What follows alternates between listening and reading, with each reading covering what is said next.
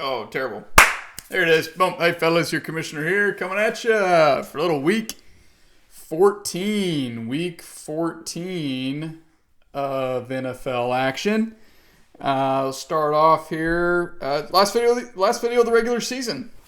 A little bittersweet, a little bittersweet. It's been it's gone by in a flash. Can't believe we've been doing this for over 3.5 months now. It's already December. Been a season for the record books, certainly. Some of the longest winning streaks. One of the longest winning streaks we've had. The longest losing streak we've ever had in league history. A lot of really low scoring games. We had a 200-point game. We had a guy who, for back-to-back years, is going to break the league record for points against. Certainly a interesting and weird season. It's been quite a wild ride. And we're not done yet. We got 4 more weeks of this thing. For a select few of us. Certainly at least a couple more weeks for all of us.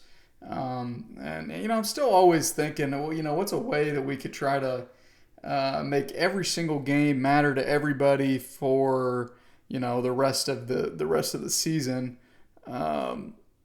where it's not just once you're kind of safe from bitch boy, or you're not going to win the championship. How can we keep you on the hook for those last couple of weeks? Something that always is rattling around in the back of my mind, and something I haven't been able to come up with a good solution for quite yet. Anyway, let's go ahead here. Let's get into a recap of last week's games. We'll start off with our Grippo's barbecue chip game of the week between myself and Doesn't Contribute, and boy, did this not live up to the hype. I think I'd been on a heater picking game of the weeks, if I'm not mistaken. Maybe I got it wrong last week or 2 weeks ago as well.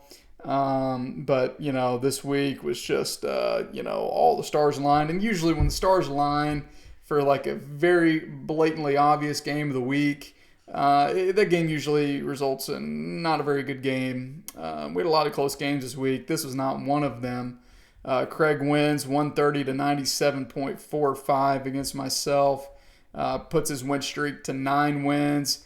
All but solidifies himself as the 1 seed, 11-2. Even if he were to lose, not going to have to outscore him by like 200 points, which even if Craig starts nobody, there's a very, very slim chance of that happening. And of course he'd have to win too, which granted, if he scores almost 200 points, he should win. Craig's this has just been a ho-hum for him this whole season. This is, I think, the second lowest scoring game, fourth lowest scoring game he's had. He started off the season a little slow. 3 of his first 4 games, he was under 120-ish or under, resulted in 2 losses for him. His only 2 losses happened in the first quarter of the season. Since then, he's basically been averaging 160 points a game, just about 150. He just keeps the train just keeps on rolling along for old Craig. He's got he really didn't have very good of a week, honestly. Outside of Jameson Williams blowing up on Thanksgiving in the first game, and RJ Harvey's second to last game of the week, getting a couple tutties. JSN had his worst game. Devontae didn't do much. Gatson didn't do anything. But Craig's going to be just fine. This was a fully loaded team for him. He had no injuries, no buys. Of course, nobody had buys this last week, but which I get it because of Thanksgiving. They can't do the buys because the Sunday slate would be just totally decimated because they got 4 games between Thursday and Friday, and then you take out a couple other teams on a bye, and it's just a bad time. But still, the Week 14 bye is not great. We'll get to that in a minute. It's going to really fuck some teams this week. I tell you what, really one team in particular. So, good for Craig. He undershot his projection by 40. I undershot my projection by, another 60 points, just like back-to-back weeks of that. I mean, my projection just, I'm the new Plunk. Nobody's taking advantage of it, I don't think, really. Nobody's really trying to capitalize on how dog shit my team has been for the last month. We hit that 200-point performance, and since then it's been 76, or it's been 106, 76, 130, and 97. Hey, that's not your food. Hey. Loki. I should let him eat it. He's a little skinny guy. He needs to put on some weight. We've been trying to get him to bulk up. Ford, maybe if you've got any suggestions or ideas on how to add tremendous amounts of mass as the league's reigning and undisputed chunky monkey, we would certainly appreciate that. Because he's like 12 pounds. I mean, which for a Maine Coon is just like tiny. I mean, it's like Nick in like 10th grade tiny. You know what I mean? That's a small guy. You know what I mean? That's really small. But it's been a struggle. It's been a struggle for the last few weeks. My quarterbacks combined, the combined point totals for my quarterbacks position the last 3 weeks has been 15 plus 12, like 27 points, which is what you would expect a decent, solid quarterback performance in 1 week.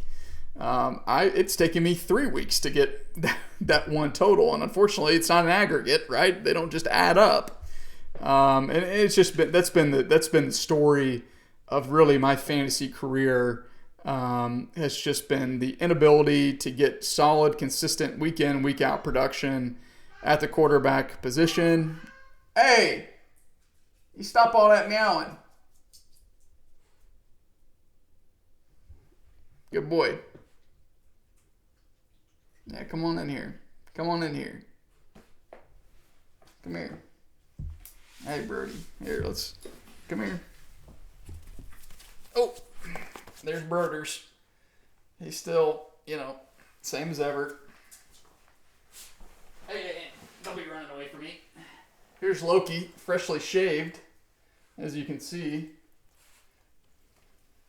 He's still looking cute, though, isn't he? Yeah. See that? Hey, it's you. Oh, he's such a sweet cat. He looks so different, too, with his hair shade. It almost looks like a little polar bear. You know what I mean? And Cleo, hey, there's Cleo. Hey, the gang's all here. I'll let you down. No, come here, Cleo. No, come here. Come here, big girl. She is not 12 pounds. She's about 20. She's always been a big girl. She loves eating. Also shaved. Just on Monday. Yeah, hey. Yeah, see all that mass? Yeah, she's a good girl. Good girl. Thank you.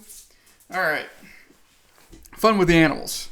They keep me grounded, keep me centered. You know what I mean? I don't have real children of my own, so I got to make do with them. So, but it's been a struggle, and I didn't even realize this until I think the night or two ago, and I was kind of texting Blaine. Of course, he's full-blown pessimistic commish and thinking that he's got no prayer of making the playoffs, which honestly it's a little bit trickier than I thought it was going to be for him.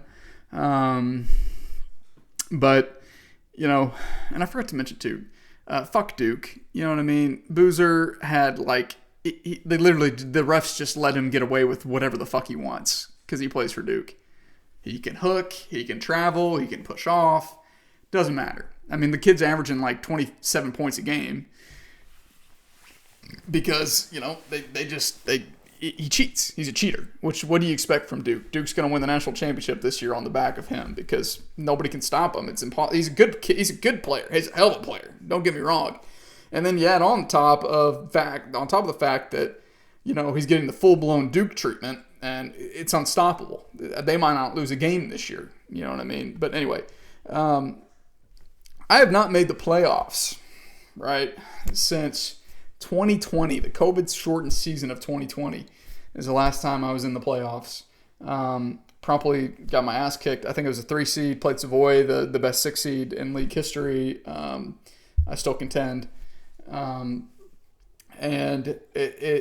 the longest active drought, 4 seasons I've missed the playoffs, which is the longest active drought in league history.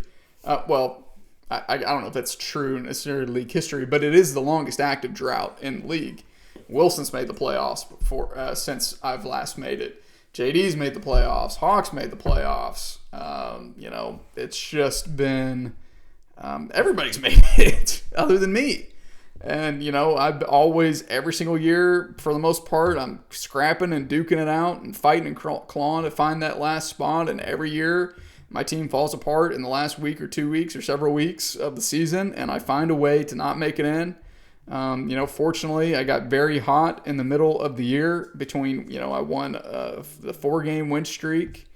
I basically won 1, 2, bro, I don't know who the go away. I don't know who you are. I basically, I started the season 7-2. You know what I mean? Had a great start. Probably the best start I've had to a season, maybe ever, for myself.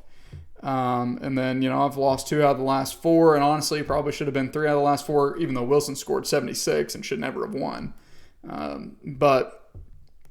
Certainly 76, you don't feel good about winning with that. You don't deserve to win with that, but really would have opened things up. But it's just, Jefferson is just, he's just getting fucked by the quarterbacks. The Vikings really screwed themselves at the quarterback room, just thinking that McCarthy was going to be the guy, and he's not the guy. And then Wentz got hurt, and it was serviceable, and they really had no other backup plan at all at quarterback, and it's a really, really disgrace on their GM to screw that up of not having somebody else in there. They let Darnold walk. I get it. They weren't going to pay him with JJ. They had to see what JJ was. But hold on one second. You need to go out? So, anyway, it's bad for him. And, Shakir has been really bad the last, the last couple of, 2 out of his last 3 games, he's gotten 1 catch as the Bills just continue to kind of spread it around and go. James Cook had 35 rushing attempts. Their O-line sucks. They can't protect Josh. They don't want to get Josh killed, so they're just going full run mode, and they're beating people. So it kind of sucks, But we'll see. It's a good team. It's a good team I have. It's a solid team that I have. A lot of holes, obviously. Barkley has done nothing since I acquired him. Lamar's done nothing since I acquired him. It's just tough. It's tough. I don't make the trade that I made with Wilson. I'm starting Marvin over Michael Wilson. I'm starting Swift over Barkley. I'm starting Herbert over Lamar. And I win this week. I win.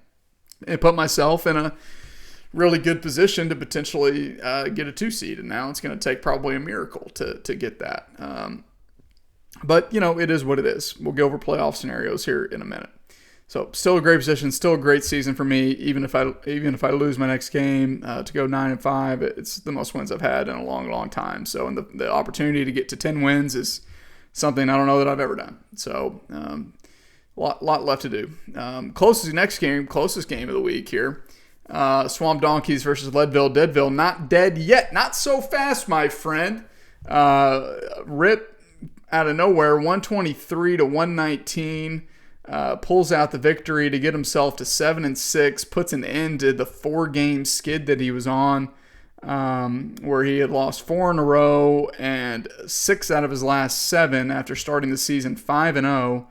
And really, not a huge point total. There really weren't a lot of huge point totals this week. It was really kind of a gross, ugly week this week. The weather was kind of shitty.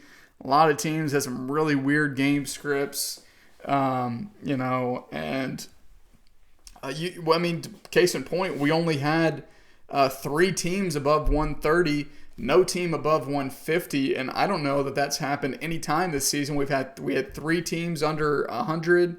We had another couple that were below, you know, another below 120, 1, 2, 3 teams below 4 that were below 120. So, you know, just a really weird, odd week. And for Blaine, you know, he undershoots his projection by 50 points. And really, Blaine lost this game more than Rip won it. Obviously, teams have been scoring like crazy against Blaine all season, as I alluded to. A.J. Brown really was kind of what did him in. Got 2 touchdowns on Sunday night, or I'm sorry, on Friday, excuse me. Black Friday, had his best game of the season by far. He's complained and bitched and moaned enough that he has just become their offense now.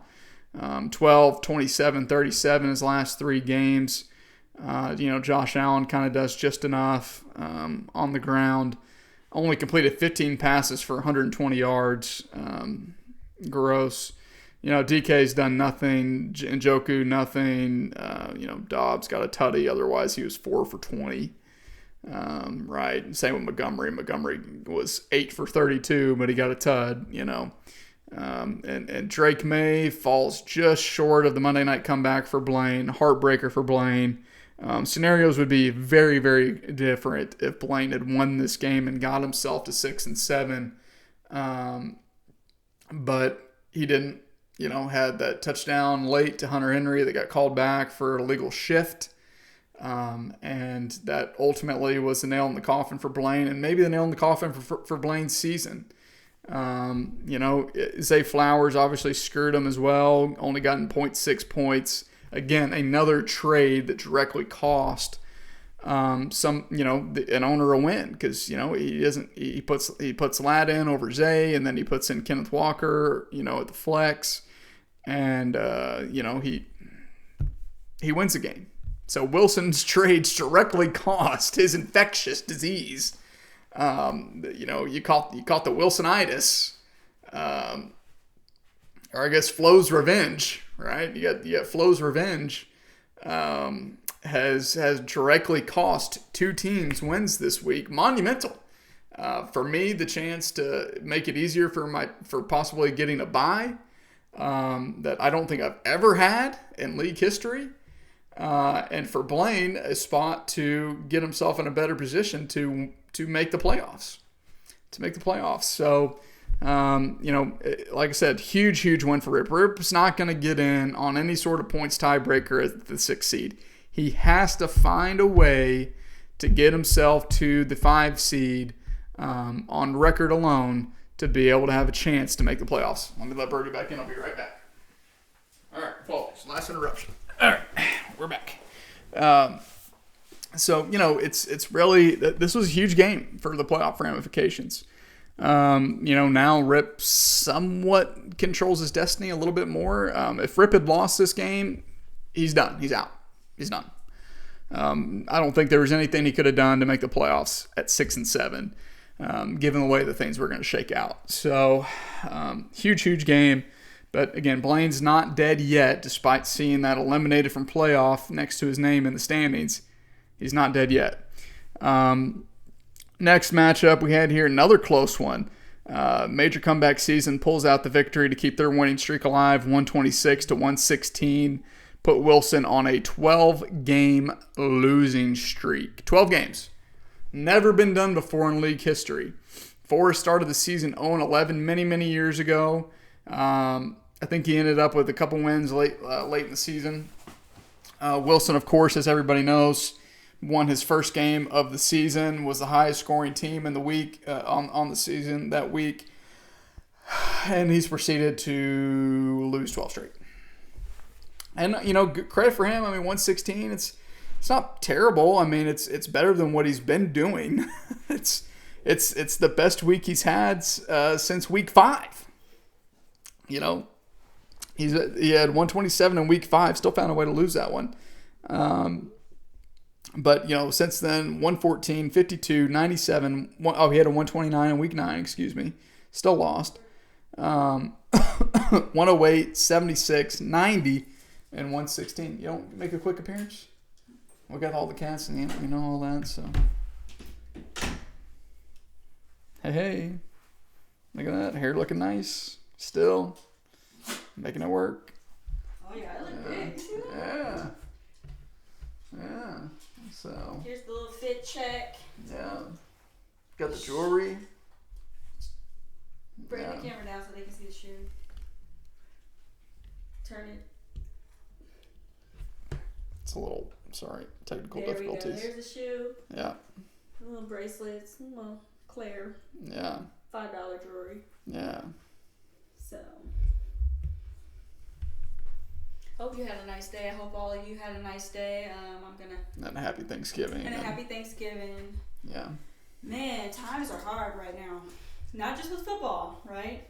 Times are hard. So I hope everybody's taking care of themselves, taking care of their loved ones, and just trying to be positive in this climate that we're in. Yeah, gotta take care of your mentals. Yeah, and then the weather is kind of depressing sometimes for people. So I hope everybody's taking care of themselves, finding joy where they can find it, and trying to be happy. So I hope I said some great things. I'm sorry it wasn't about football. That's all right. But that's right on brand with like what Wilson said, right? He might suck at fantasy, but he's got, a beautiful wife and a beautiful daughter, and he's his second best, self-proclaimed second best athlete in the league, and he's got all these other real life things that he thinks are important and worth a lot, and they of course they are. But whenever you get to hear it, not so fast, my friend. You can't erase yourself from history. Okay. 12-game losing streak. Never been done before in league history. Might not win another game ever. At this point. Maybe ever. You know what I mean? Hey fellas, your resident horse ass here. Hope everyone had a great Thanksgiving. My team sucks pretty bad, but not as much as this guy's. Fellows, it's bleak. It's bleak for Flo's Fury. I thought we could turn it around with these trades I made, and I thought my team could turn around, but who knows? Oh my God! Hey, give me that. Y'all are horrible at fantasy football. Wilson. The worst at fantasy football. No, don't be doing that. Hey. Ian's not good at fantasy football. Guys, calm the fuck down, all right? All our teams fucking suck. Wilson. Your team sucks the worst. My team fucking sucks. I can't beat anybody. But your team sucks the fucking worst. You know what? You know what I don't like about? Oh my God, who's it? Sir, are you okay? Damn it! Not again. Cemented himself at horse ass. Clearly locked. Nobody can touch him. It's done. It's over with. Finito. Now we just got to brainstorm a wonderful, beautiful punishment for him. So, and for Nick, he just finds a way to keep on winning. This is his worst game he's had in many weeks. The first time he's been under 143. First time he's been under 143 since week 3 when he scored 114 points and still found a way to win. But whatever. He scored 149 and lost, 153 and lost, 145 and lost, 143 and lost. So, and then he started scoring 159, 160, 158, 148, and then 126 to get on this 5-game winning streak that he's currently on, and actually only 1 win away from also putting himself in the history books. As of course, the minimum is 6 wins, winning or losing, to make yourself into the Hall of Records. So, Nick's got a great team. In my mind, the second best team in the league. Certainly a disappointing week for him. But again, Devontae, all he does is catch touchdowns. I mean, the guy's got, 15 touchdowns this year? 1, 2, 3, 6, 8, 10, 12, 14. Yeah, 14 touchdowns this season. Just unreal shit. Unreal. George Pickens, no tutties for him this week. But honestly, this might have been one of the lower touchdown weeks for Nick. But even Yoshi Voss, he starts Yoshi Voss, gets 1 catch, happens to be a touchdown, of course, right? Whatever. Anyway, Nick's really good. He's 8-5. Got a chance to put himself at the 3 seed with a win and a loss for me, but we'll get into that in a minute. Next, we've got the McCockners getting themselves a win against Died on Burrow Time, 139 to 90.5. Just not a good week for Hawk. He's been riding high a little bit the last few weeks. 138, 138, and then 157, of course, last week against Blaine. And the bottom kind of fell out for him. Really, 1, 2, 3, 4. 4 out of the last 6 weeks, Hawks had a really good total. A total that's worth winning. He won 3 of those games. Lost 1 where he scored 138 against the top dog in the league. Doesn't contribute. But anytime you score 90, it's going to be really, really, really hard for him to win. For you to win. He would have beat one team this week, but we'll get to him in a minute.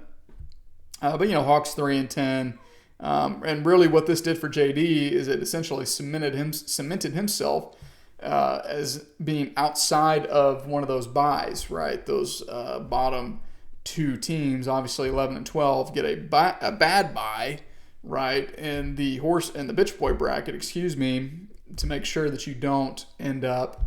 It's basically one less chance you have of winning the game, right? And you want as many chances as you can have in that bracket. Versus in the winner's bracket, you want to you want to have the fewest chances to lose, right?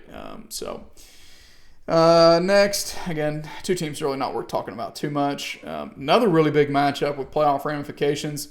Duncan shows up, high scoring team on the week, busts his little mini slump that he was on, where he had lost 3 out of his last 4. And gets a win 149 to 112 against Plunk. Again, breaks his winning streak, his 4-game winning streak that he was on. Needed to see that. That obviously puts Plunk, still controls his destiny. He wins next week and he's in, no problem. Might be a problem, but he wins, he's in. But now, again, this kind of cracks open the door. Punk's still in a very good position to make the playoffs, given his point totals, given his record. But certainly with a win, he would have all but cemented himself into the playoffs. And essentially, it really would have opened the door for basically just 2 teams fighting for the 6th seed.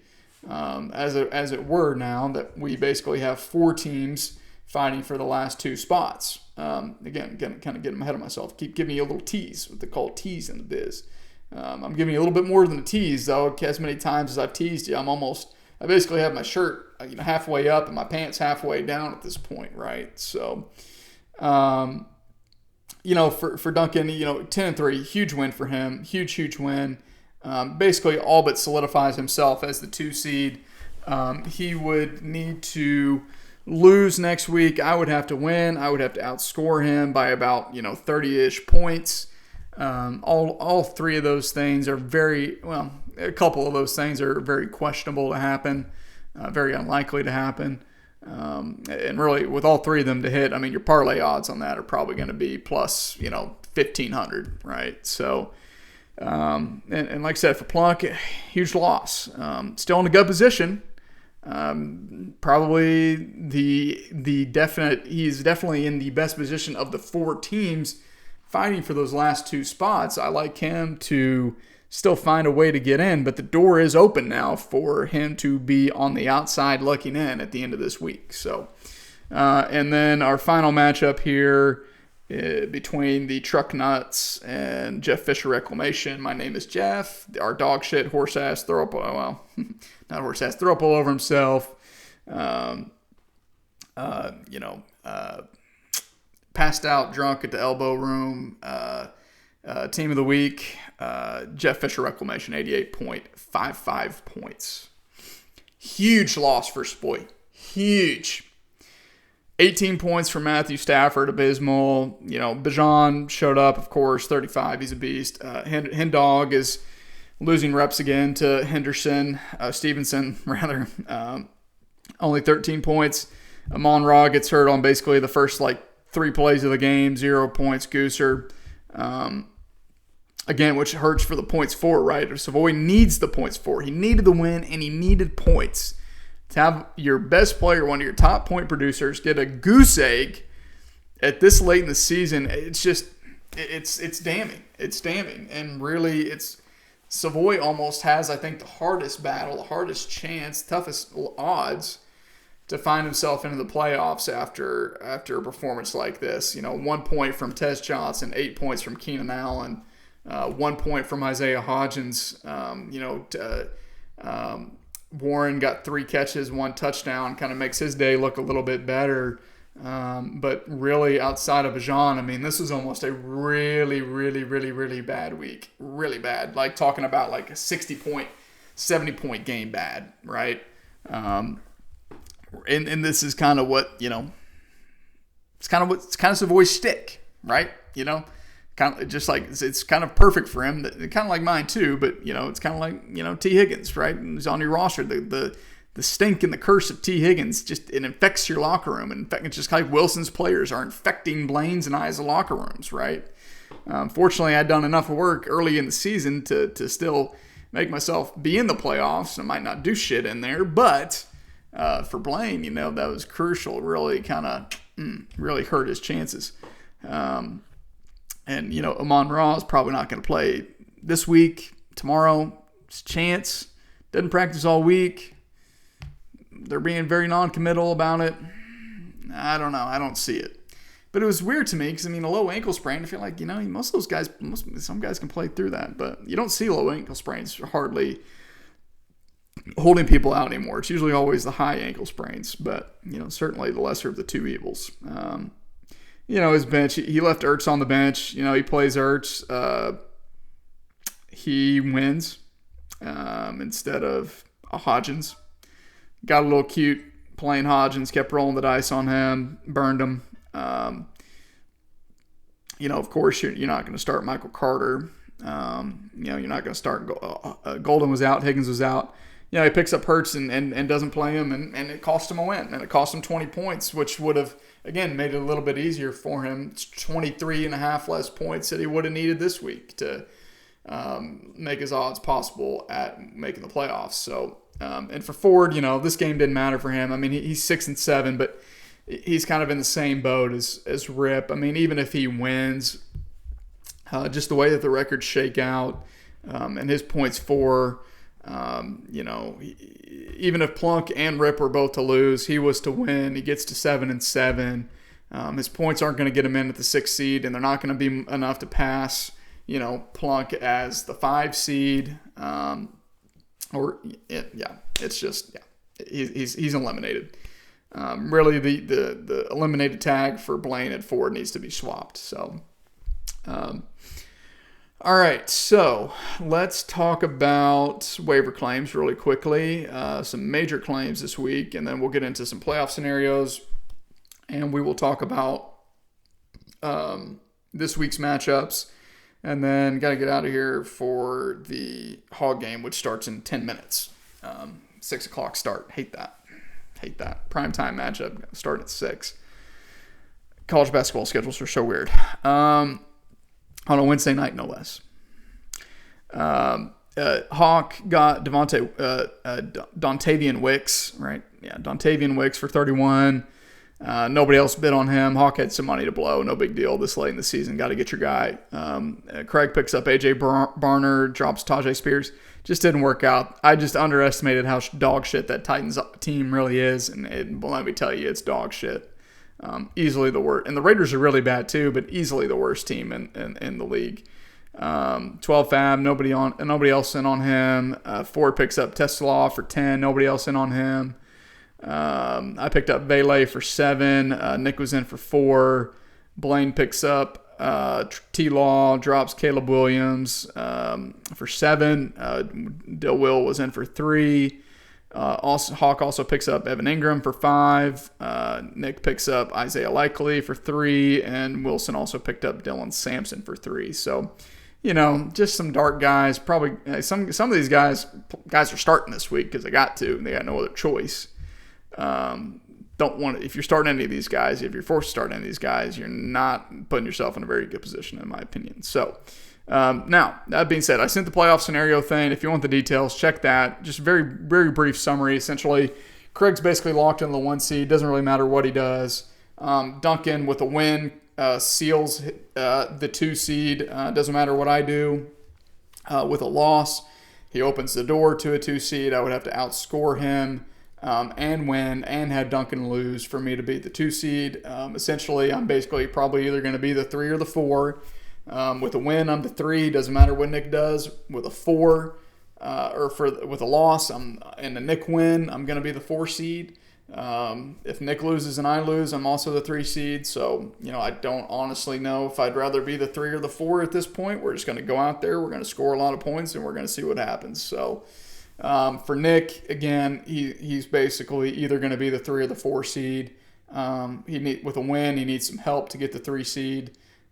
Even with a loss, he is going to be no lower than the 4 seed. So, again, he's going to go out there, try to win, and get himself in the record books. But really, it's just kind of shuffling of the deck chairs on the Titanic. And then the interesting thing comes here now, right, for the 5th and the 6th seed. Our last 2 spots. Right now, Plunk's the 5th. With a win, he seals the 5th seed. Can't go any higher than the 5th seed. He's not going to catch Nick in points, even if Nick loses. So, he controls his destiny. Now, he loses. He could still be the 5 seed if Rip also loses. Because, more likely than not. Savoy could win, and that could, make things a little close. But Savoy basically has to cover 65 points on Plunk, right, to kind of get in the mix with him for record-wise, pure record-wise. Unlikely that's going to happen. Possible, unlikely.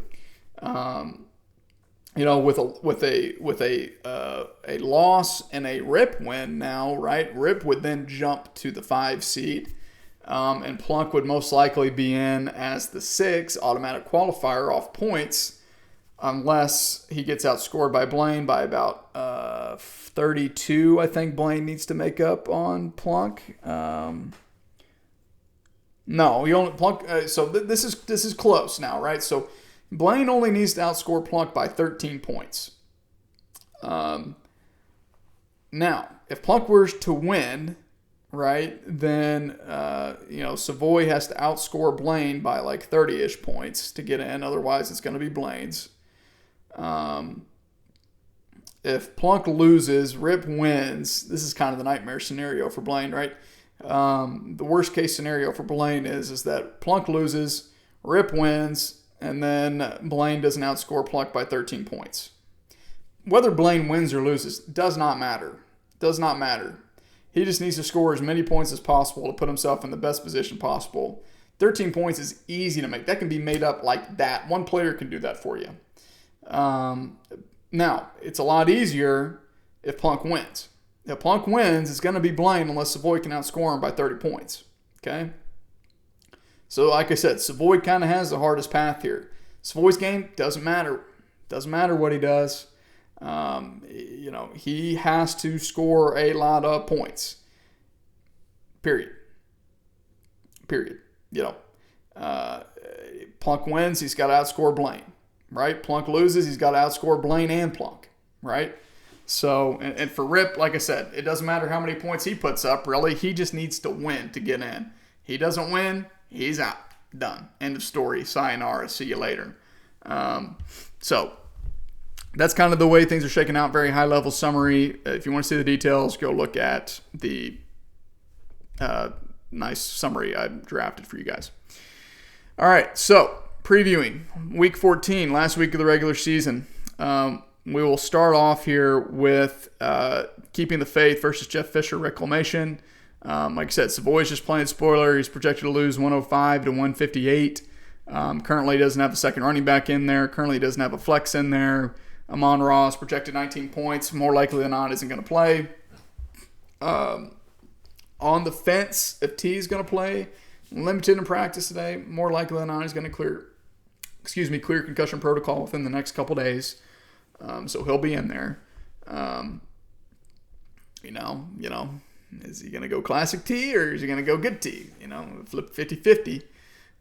Regardless, he's really going to need huge games from Stafford, Bijan, and T, and Tyler Warren for that matter to kind of carry him, because I don't think Tez is going to save him. I don't think Keenan Allen's going to save him. He's gonna be forced to start either Isaiah Davis or Michael Carter. I know they're not saving him. He's probably going to start Zach Ertz. I think once Savoy gets those guys in there, he's going to be projected about 120-ish, 130-ish, which the way my team's been playing could be enough to win. Certainly don't think I score 160 this week, but we got Bucky back. We're going to roll with him. We got, hoping Lamar can get things going, hoping Saquon can get things going. But I take solace in the fact that even if I lose, I only fall to a 4 seed, and we're really just kind of playing with a little bit of house money here. So win or lose, we're going to be okay. We're going to be in the mix. We're playing for bigger things. I don't really care who I play in the playoffs, to be honest with you. You're gonna have to beat good teams in the playoffs. You know what I mean? You got to beat good teams. So, and the 6 teams that are going to be in there have proven themselves that any given week they can score a lot of points. And so we'll let the chips fall where they may. Next, we got the Swamp Donkeys versus Truck Nuts, 152-119. Ford does not have he's missing a wide receiver currently. We'll probably put Teslaw in there, get him another 7 points. So, 152 to 127. Again, the actual result of this game doesn't matter. Blaine just needs to get as close to his projection or above it as possible. And that's really it. That being said, actually, I didn't pick my game, did I? If I lose to Savoy, it's a really bad loss. It'd be a really bad loss and leave a really bad taste in my mouth going into the playoffs. So we'll go with myself in that one.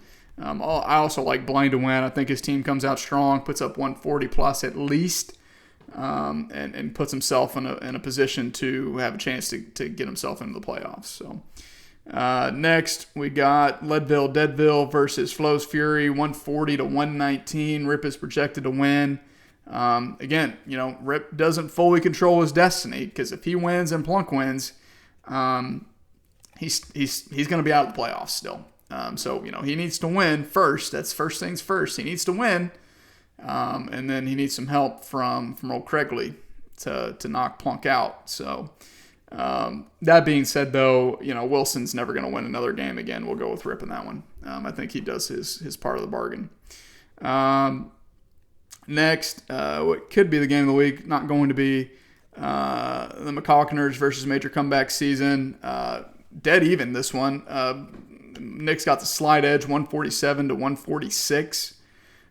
Should be a good one again. Nick's just kind of playing for seeding. He's basically either going to be the 3 or the 4.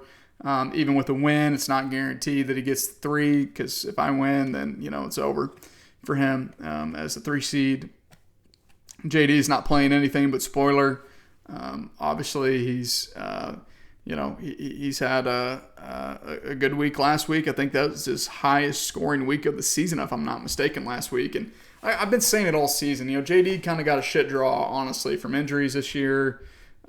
Easily had one of the most injury-plagued teams, especially at the wide receiver room all season. Just could never really get all 4 of his guys healthy at the same time. I think last week was one of the first weeks that he did. Of course, he traded Terry away. But to me, this shows that last week was a kind of what could have been, right, for JD if JD had a fully healthy season. That being said, I think Nick's going to put the pressure on me to win, and I think Nick's going to win this game. Penultimate matchup here, we've got Kicker Lives Matter versus Died on Burrow Time. Again, Duncan's projected to win by 100 points, 162-66. Hawk hasn't put his quarterback in yet, hadn't put his tight end in yet, hasn't put a flex in yet, still has Jameis Winston on his roster for some reason. Hawk is by far the biggest team, getting screwed by buys this week. Kittle's on bye, Wandale's on bye, Tet's on bye, Tracy's on bye, Jackson Dart's on bye. Trey Benson's probably still not going to come off the IR. So he's going to put Wicks in at the flex. He's going to put in Evan Ingram at the tight end, and he doesn't have a quarterback. I assume he attempted to pick up a quarterback this week. Not sure. I didn't see a claim in for it. I guess he was just going to take whatever scraps were left over after today. Probably Tyler Show, however you pronounce his name, or Tyrod Taylor. Maybe even Shadur Sanders, right? So, good luck, man. I need you to win. I want you to win.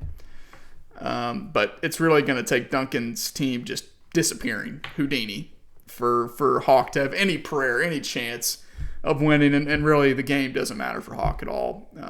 And I just hope he tries to put out as competitive of a lineup as he can.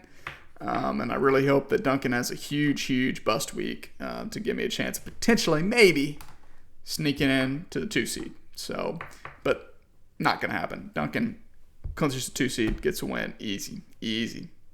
All right, so that brings us to our game of the week, our Percy Pig, in honor of the Hogs, playing right now, tipping off.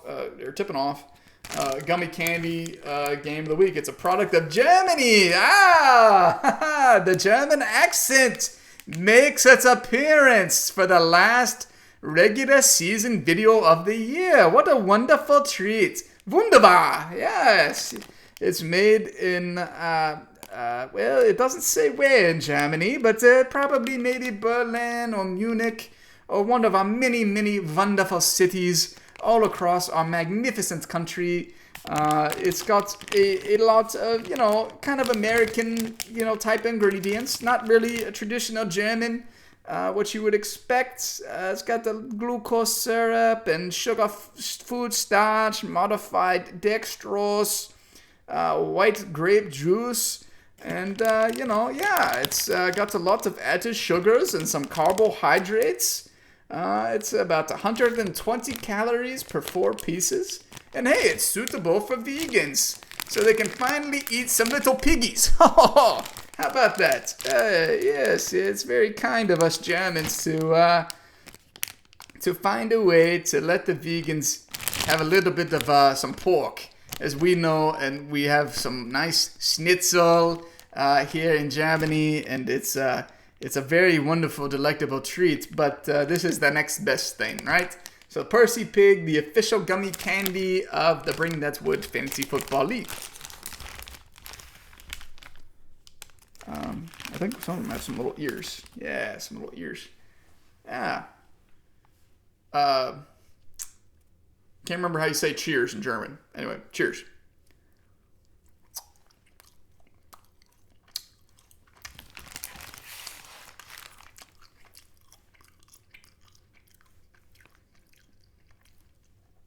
Yeah. It tastes about how I expected it to taste. You guys ever had those like little Krabby Patty gummy candies? Just kind of like a cheap flavored gummy candy. Not super flavorful, but just kind of tastes like gummy candy. You know what I mean? That's what that tastes like. Just a slight bit of stale taste to it. Oh well. Another game for Craig. Game of the week. Doesn't contribute. Dirty Birds of War, 156 to 152. I'll round up for Connor because I'm a nice guy like that. Huge game for Plunk. If he can somehow pull the upset, he locks himself into the playoffs as a 5 seed. If he loses, it cracks open the door wide open for Fripp Wins to find himself on the outside looking in. For Craig, it's just kind of running up the score. Can he run that win streak up to 10 games? I believe the longest winning streak in league history is about that. As I'm quickly stalling for time. Winning streaks. Yes, it would tie the longest winning streak in league history set by Nick in our inaugural season. So it doesn't really count. He's already tied basically the longest active streak in modern league history.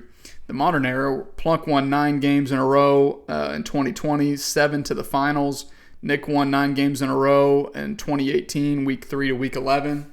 And this streak will keep counting as long as Craig keeps winning in the playoffs now. So Craig wins this game, gives himself to 10 games. He has a chance to win 12 games in a row, which would be the longest streak in league history. Even if he wins 2 more games, he owns the longest streak in league history. He's already tied the longest streak in modern league history. So Battle of the quarterback, you got Jalen Hurts versus Danny Dimes. Jalen Hurts.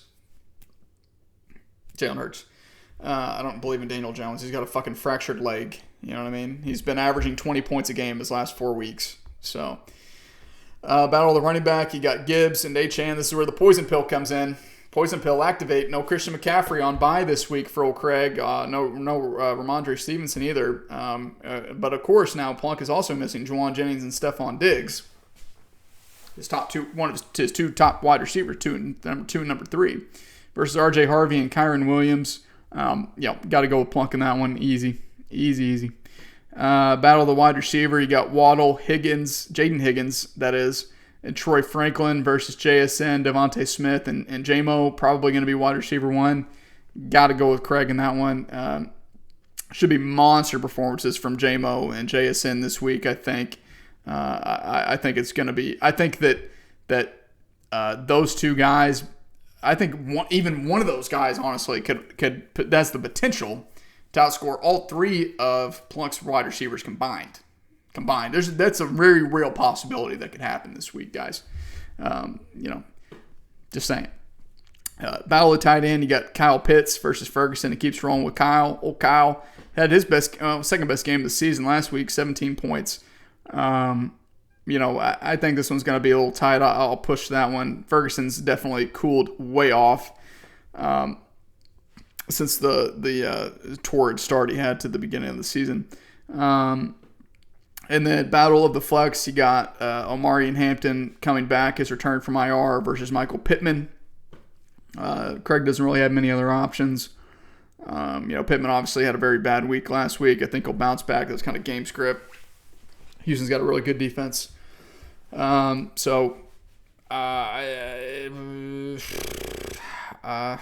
be run heavy with Herbert banged up or possibly not even playing. I'm going to push that one as well.